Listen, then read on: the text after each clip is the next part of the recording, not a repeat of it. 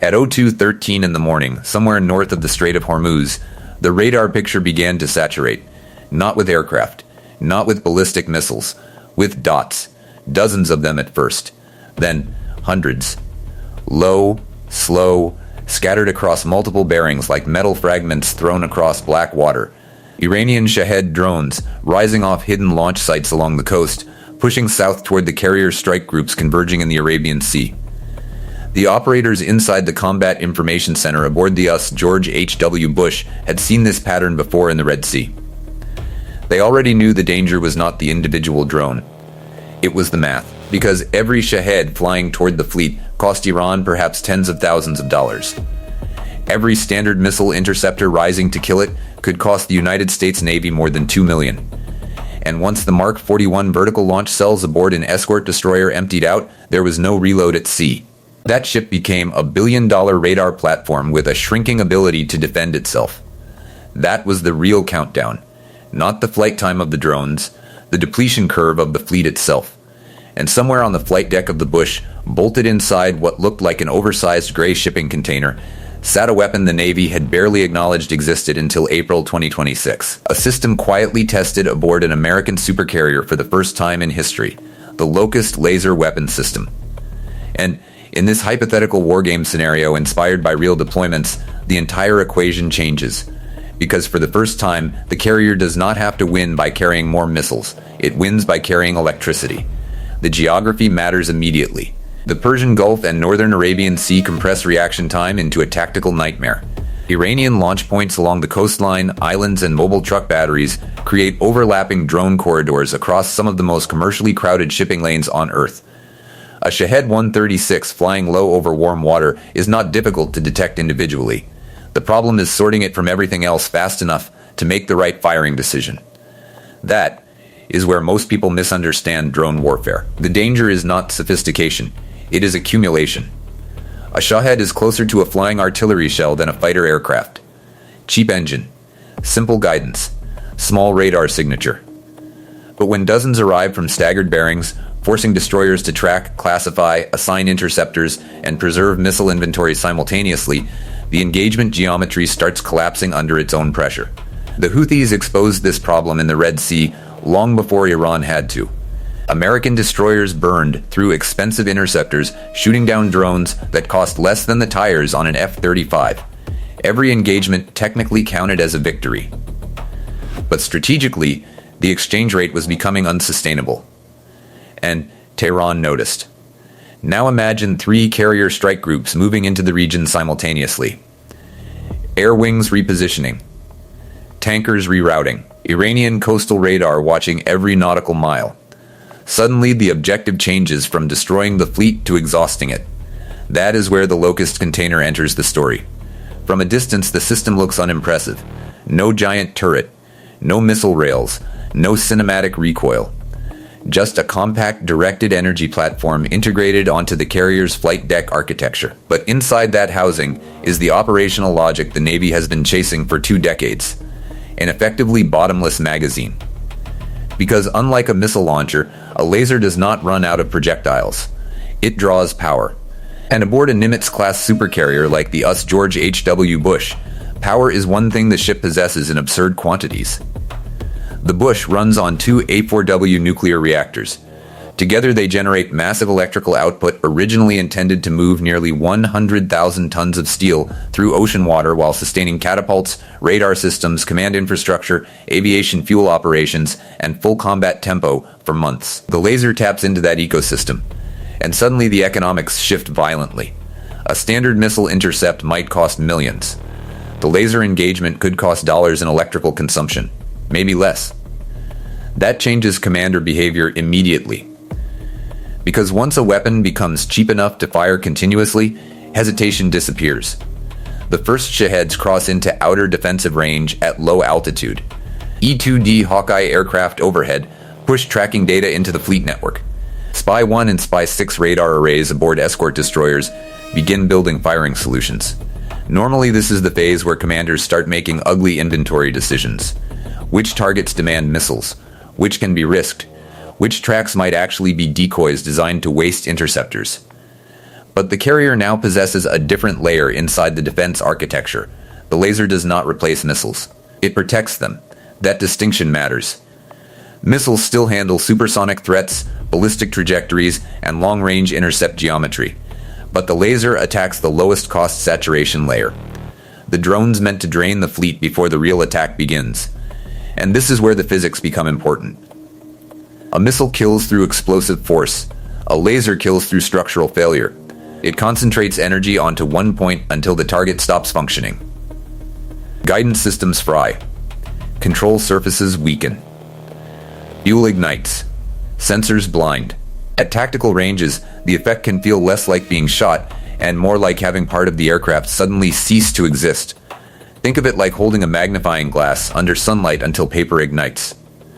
Now scale that into a stabilized naval combat system tracking moving aerial targets across humid ocean air while both platforms maneuver. The engineering challenge is monstrous. Salt particles scatter energy.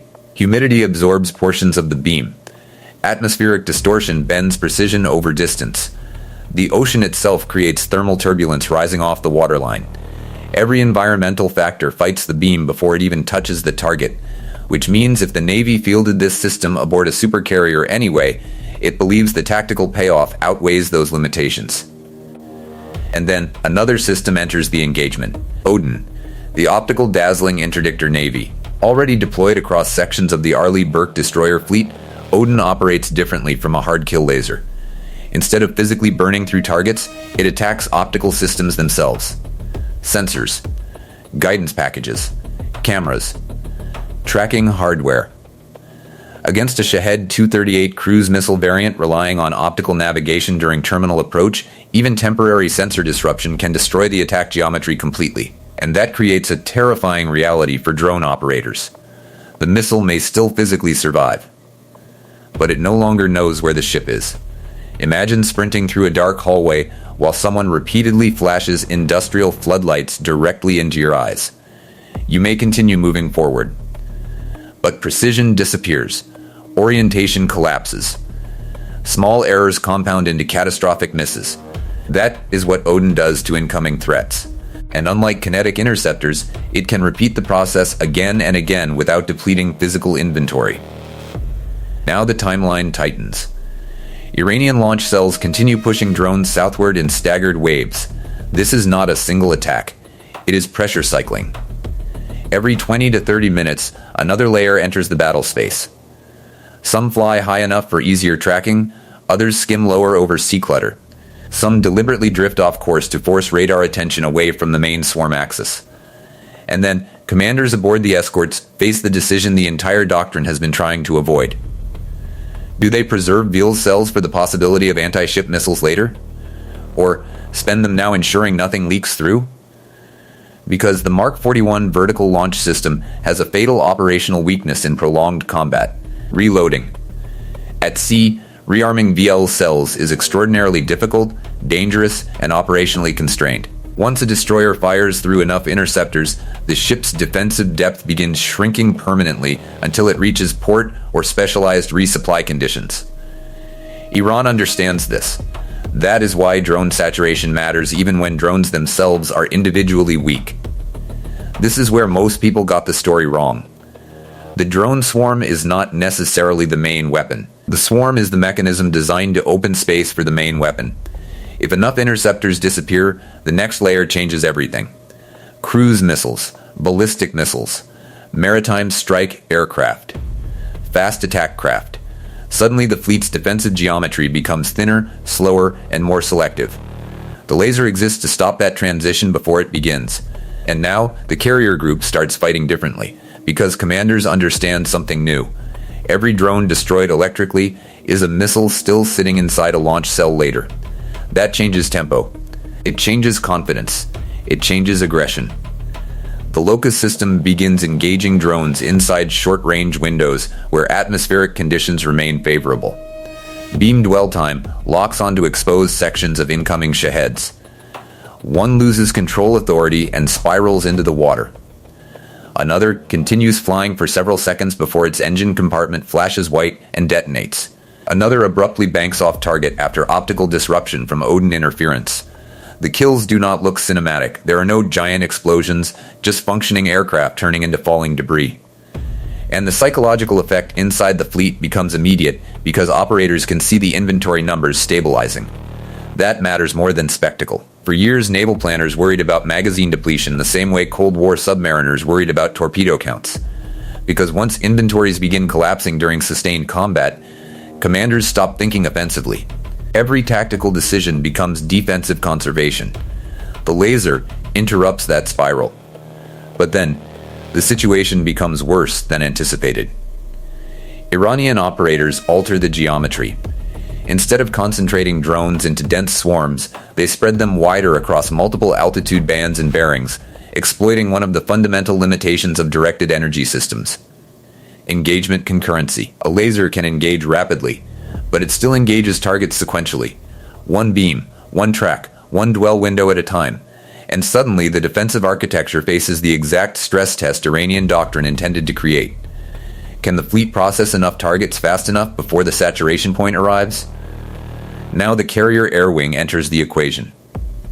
FA-18E/F Super Hornets launch into outer intercept patterns. E-18G Growlers begin electronic warfare support.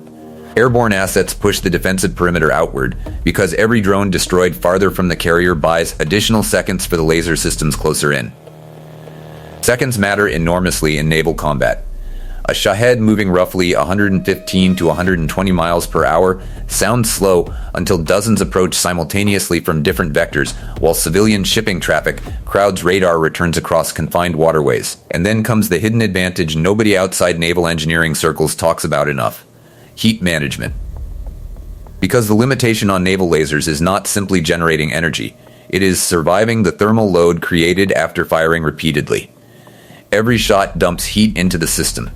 Too much sustained firing without cooling, and the weapon degrades itself. A supercarrier solves this differently than smaller ships. Scale. Massive onboard power generation and industrial cooling infrastructure allow larger energy buffering and heat dissipation cycles than destroyer-sized hulls can sustain comfortably. The carrier effectively behaves like a floating power station with an air wing attached, which means the bush can maintain laser operations longer than smaller combatants under sustained pressure. And that alters fleet doctrine in real time. Escort destroyers begin preserving interceptors deeper into the engagement timeline because the carrier absorbs portions of the drone defense burden itself. The entire strike group becomes harder to exhaust. That is the strategic breakthrough. Not invulnerability. Endurance. The Navy is not trying to create a science fiction shield around the carrier. It is trying to break the attacker's economic logic, and if Iran cannot economically drain the fleet anymore, its entire saturation doctrine weakens. But the final escalation still arrives, because drone warfare rarely exists alone. 2 hours into the engagement window, new radar tracks appear farther north. Faster, lower, more disciplined flight behavior. The profile immediately looks different from the Shaheds, potential anti-ship cruise missiles. And suddenly every preserved interceptor matters. This is the exact scenario the Navy feared during Red Sea operations. Cheap drones first, expensive missiles second. Force the fleet to waste premium interceptors on disposable threats before the real strike package arrives. Except now the magazines are fuller than Iran expected. Destroyers that might have burned through dozens of interceptors still possess meaningful defensive depth because lasers and dazzlers absorbed part of the earlier fight.